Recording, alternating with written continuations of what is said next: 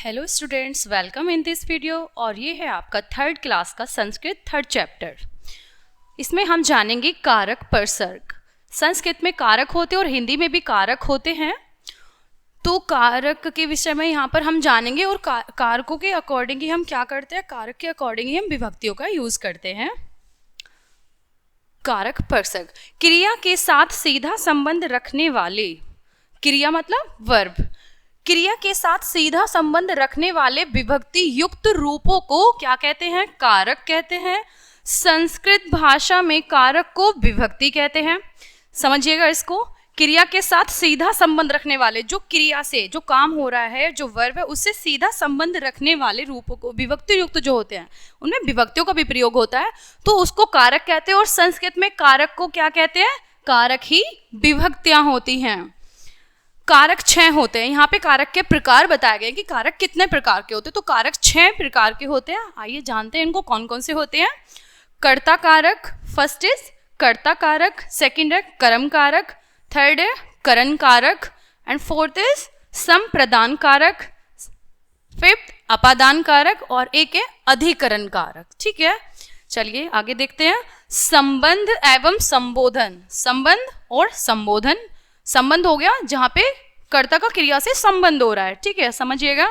और संबोधन हो गया जब आप किसी को नेम लेकर पुकारते हैं, किसी का संबोधन कर रहे हैं।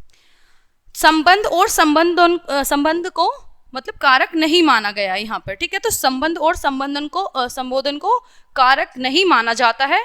सामान्य अर्थ में प्रत्येक कारक का पहचान चिन्ह विभक्ति होता है। तो जो कारक होते हैं ना, उनकी पहचान कैसे होगी, तो उनकी पहचान के लिए यहाँ पर कुछ चिन्ह होते हैं, उनसे हम उनको पहचानेंगे। संस्कृत भाषा में वैसे तो कारकों की संख्या 6 मानी गई है। संस्कृत में कारकों की संख्या कितनी मानी गई है, 6 मानी गई है, परंतु विभक्तियों की संख्या 7 होती है। देखिए, कारक 6 होते हैं और कारक की विभक्तियां होती है, लेकिन विभक्तियां 7 होती हैं और कारक यहाँ पर 6 बताए गए हैं। इसको भी हम आगे जानेंगे। कारक के अनुसार ही विभक्ति वचन का प्रयोग किया जाता है। जैसे आपको बताया था, विभक्तियां 7 विभक्तियां होती हैं और वचन कितने होते हैं, 3 वचन होते हैं, एक वचन, द्विवचन और बहुवचन।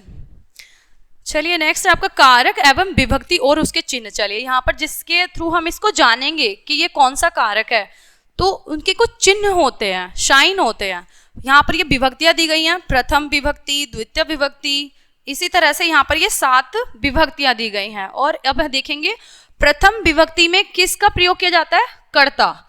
जहां पे कर्ता होता है उसमें प्रथम विभक्ति का प्रयोग किया जाएगा। कर्ता, कर्म, करण, संप्रदान, अपादान, संबंध, अधिकरण, संबोधन। तो अभी उसमें क्या बताया गया था, 6 कारक होते हैं लेकिन विभक्तियां 7 होती हैं, ठीक है। तो जैसे बताया गया था संबंध और संबोधन, संबंध और संबोधन को क्या कारक नहीं माना गया, लेकिन यहाँ पे विभक्तियां कितनी है, 7 है। चलिए कर्ता का चिन्ह कैसे होता है, हमें कैसे पता चलेगा कि हमें किस वाक्य में कर्ता मतलब प्रथम विभक्ति का प्रयोग करना है, उसको कैसे पता चलेगा, तो ये उसके चिन्ह हैं। उस वाक्य में ने होगा, को होगा या से होगा, के लिए से अलग होने के अर्थ में होता है का, की, के, रा, रे, री, मे पर पे, हे, भो, अरे आदि। अब इनको थोड़ा हम डीपली जानेंगे। कर्ता, कर्ता ने, अगर किसी वाक्य में कर्ता जो मेन है ना, जिसमें हम प्रथम विभक्ति का प्रयोग करेंगे, तो उसमें होगा कर्ता ने कर्म को। कर्म में क्या आएगा, वाक्य में को चिन्ह आएगा, तो आप समझ लेना कि वो कर्म है, उसमें हम कर्म की विभक्ति करेंगे। कर्मणे द्वितीयः, कर्म में द्वितीय विभक्ति का प्रयोग होता है।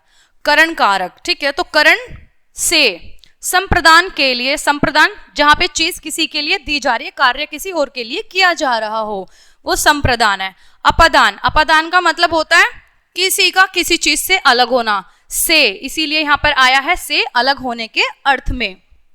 संबंध, जहां पे किसी का किसी से कोई चीज का संबंध बताया जा रहा हो, जैसे यह पुस्तक राम की है, ठीक है, जहां पे संबंध बताया जाए। या जैसे राम के दशरथ के पुत्र राम है, के आ रहा है उसमें, तो ऐसे वाले चिन्ह जहां पे संबंध बताया जाए, दो चीजों में, दो व्यक्तियों में कोई भी चीज हो, उनमें संबंध बताया जाए, वहां पर प्रयोग होता है संबंध कारक का, ठीक है। फिर है अधिकरण, अधिकरण में पर पे मतलब आधार, ठीक है।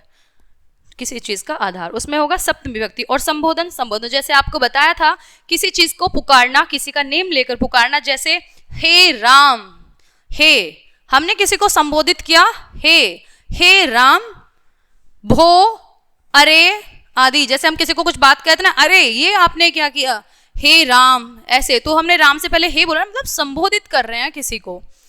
चलिए नेक्स्ट देखते हैं, कर्ता कारक प्रथम विभक्ति। जो अभी हमने देखा था, कर्ता में प्रथम विभक्ति होती है, और कर्ता में जो प्रथम विभक्ति होती है हम यहाँ पर उसी को जानने वाले हैं। ठीक है, जहां पे कर्ता की प्रधानता होगी उसमें प्रथम विभक्ति का प्रयोग होगा। काम के करने वाले को कर्ता कहते हैं। ये तो सभी को पता ही होगा कि जो काम को कर रहा है वही तो कर्ता है, काम को करने वाला कर्ता है। कर्ता कारक का चिन्ह क्या होता है, जैसे मैंने आपको बताया किसी भी वाक्य में ने आएगा तो उसको हमें समझ जाना है कि वहां वो कर्ता कारक है, और कर्ता कारक में प्रथम विभक्ति का प्रयोग होता है। ठीक है, तो काम को करने वाले को कर्ता कहते हैं, और कर्ता कारक का चिन्ह क्या है, ने है। इसमें प्रथम विभक्ति होती है। जैसे चलिए फॉर एग्जाम्पल देखते हैं, ये यहाँ पर सभी प्रथम विभक्ति के दिए गए जिसमें कर्ता की प्रधानता है, जहां पे कार्य को करने वाले की प्रधानता है उसकी ही विभक्ति करते हैं। ठीक है, जैसे बालक पढ़ रहा है तो कौन पढ़ रहा है, बालक पढ़ रहा है ना। पढ़ना यहाँ पे क्या है, पढ़ना तो क्रिया हो गई है, और यहाँ पे प्रधान कौन है, जो कार्य को करने वाला है, बालक है। तो हम यहाँ पे बालक में विभक्ति का प्रयोग करेंगे, बालक शब्द में। ठीक है, बालकः अस्ति, बालकः अस्ति, अस्ति का मतलब आपको पता ही होगा, अस्ति होता है बालक, और विसर्ग आ रहा है ना, बालकः अस्ति मतलब बालक है। बालकौ स्तः, दो बालक है। बालकाः सन्ति, बहुत सारे बालक हैं या सब बालक हैं। तो बालकः प्रथम विभक्ति का एक वचन का रूप क्या बनेगा, बालकः। प्रथम विभक्ति द्विवचन क्या होगा, बालकौ।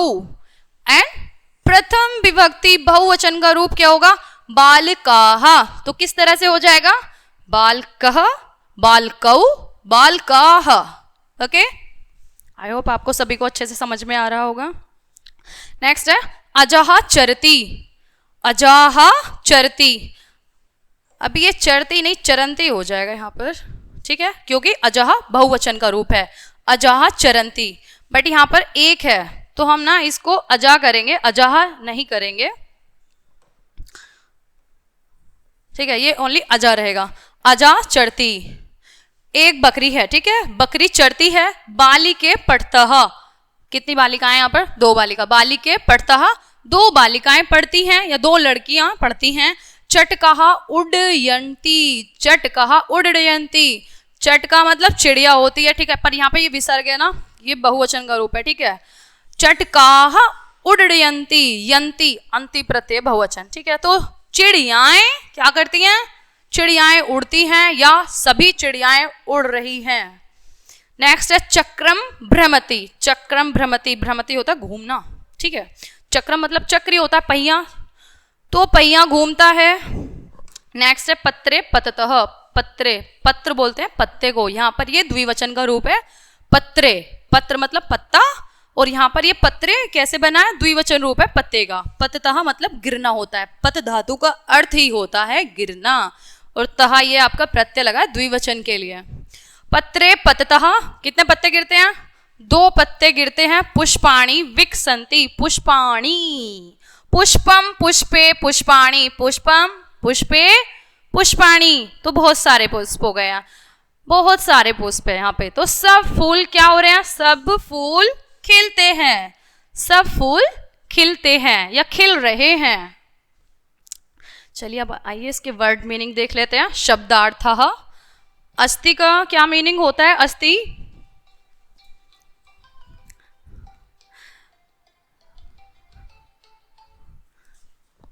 अस्ति का क्या मीनिंग होता है। बालकः, बालकः का जैसे अभी आपको बताया था, आपको देखना है प्रत्यय कौन सा लगा हुआ है। ठीक है, विभक्ति कौन सी लगी हुई है। बालक शब्द में बालक शब्द में कौन सी विभक्ति है, बहुवचन की है। ठीक है, बालकः तो बच्चे हो गए हैं, बहुत सारे बच्चे यहाँ पर। संति का अर्थ होता है बालिके, दो बालिकाएं हो गई हैं यहाँ पर। बालिका, बालिके, बालिकाः, बालिके मतलब दो बालिकाएं या दो लड़कियां। पत्रे, दो पत्ते, विकसंती, विकसति, विकसतः, विकसंती बहुवचन का रूप है ये। विकसंती मतलब खिलना होता है, विकसित होना, खिलते हैं। बालकऊ, जैसे आपको भी बताया था, बालकः, बालकऊ, बालकऊ कितने रूप हो गए यहाँ पे, 2 बच्चे हो गए हैं। अजाहा, अजाहा हो गई है बकरियां। चटकाहा चिड़िया, और चक्रम चक्र होता है, जैसे आपको अभी बताया था, पहिया। उड्डयंती उड़ती हैं, और बहुत सारी उड़ती हैं। पुष्पाणी, पुष्पाणी फूल हो गए हैं बहुत सारे, पुष्पम पुष्पे पुष्पाणी, तो बहुत सारे फूलों के लिए पुष्पाणी। चलिए, आई होप ये आपको चैप्टर अच्छे से समझ में आया होगा। चलिए, तो मिलते हैं नेक्स्ट वीडियो में नेक्स्ट चैप्टर के साथ, तब तक के लिए बाय।